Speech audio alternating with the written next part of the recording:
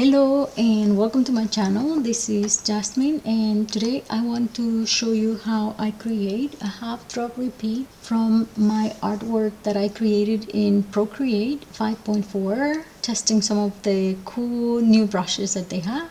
And I decided I wanted to create simple half drop pattern in Affinity Designer. So the first thing I did is I exported my Procreate art over from Procreate as a PSD file, and now I just want to go ahead and open it here in Affinity Photo. It's these 3 wildflowers in a glass vase. I used the Avalon brush in the paints brush set. This is the artwork that I created in Procreate, and what I want to do is use these flowers in a flower vase and create a simple maybe linear. Let's see what I end up with, but I wanted to bring you along and show you how I create a half drop repeat using my artwork from Procreate. So the first thing I want to do, all I'm using Affinity Photo here, is just to open the file and then just copy. So right click on the layer and copy my artwork, and then I head over to Affinity Designer and I'll show you here very quickly how to create template for your half drop pattern. So first go to file, create new. Here I have a preset of 24 by 24 300 dpi. I usually start with that. If you don't have a preset, you can just enter here in the layout just a page width 24 by 24 inches. Make sure it's at 300 dpi. And I don't usually create an artboard. You can do that if that's your preference. Colors is RGB and transparent background because that's my preference, but you can have just a white background if that works best for you. I prefer the transparent background.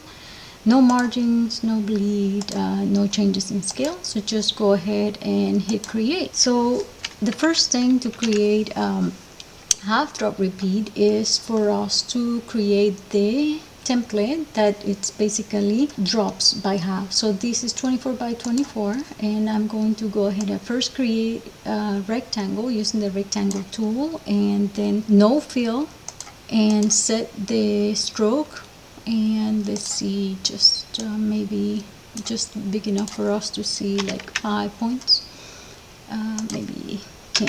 Okay, and then with that, the next thing we want to do is to go ahead and open Symbols tab. If you don't have it available, you can go to Windows and make sure you select Symbols, and it will open.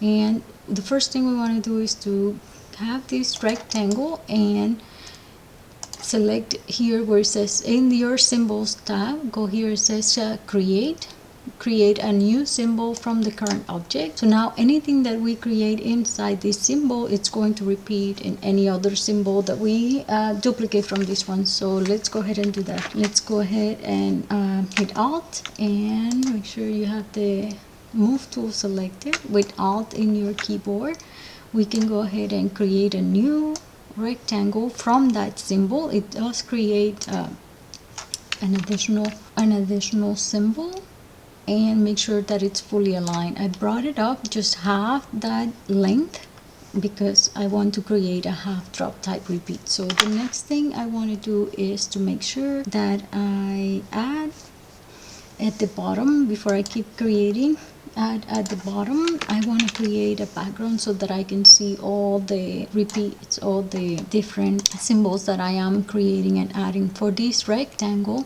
I want to remove the stroke and add a background color, and then I want to go over to my view mode and clip to canvas, and it's the backward slash. Moving forward, I'll use the backward slash, but this would allow you to see the whole big rectangle outside of your canvas size.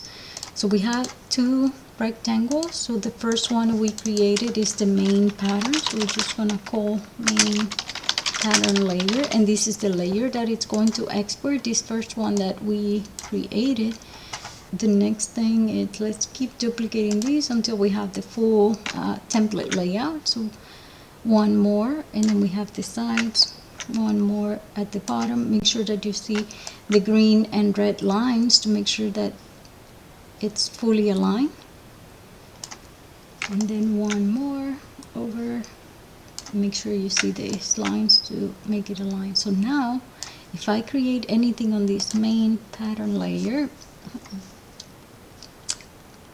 this one, and I'm going to select all these other ones and move them below my main pattern layer, and this is my main repeat, and then I'm going to select all the other rectangles and I'm going to go ahead, right click and group, and these other ones are the actual repeats. And now I like to go ahead and lock these so I don't move them around. The same thing with my background color rectangle. Go ahead and lock it in my main layer. I don't move anything around.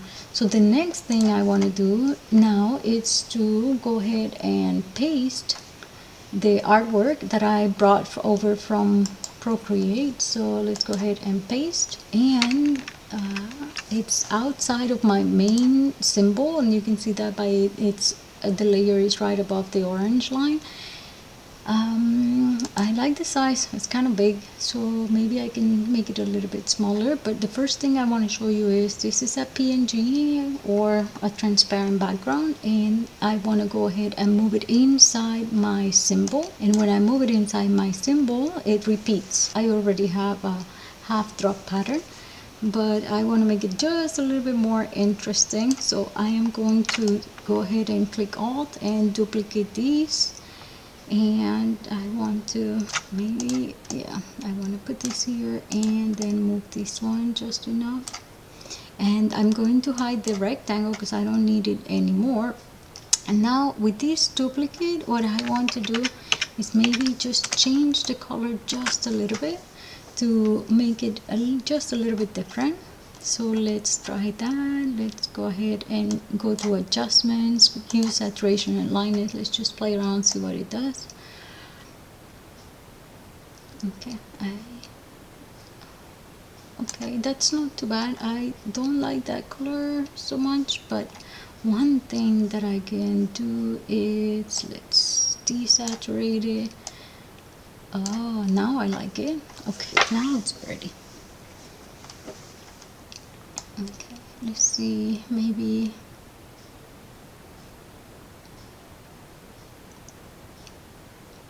yeah, just enough, because I just want to make a simple pattern with my artwork from Procreate. And I think the goal today is basically that, to show you how you can make a pattern from your artwork that you create in Procreate using the repeat templates that you can create in Affinity Designer. I kind of like that. I like that it's just a little bit different.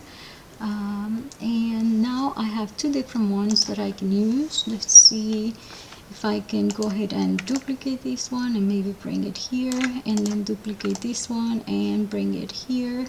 And I have a simple pattern, and now I have the artwork that I can upload to any print on demand. And now I have a pattern. And if you click on the clip to canvas again, which is the backward slash in your keyboard, you can see this is the actual tile that you need to export.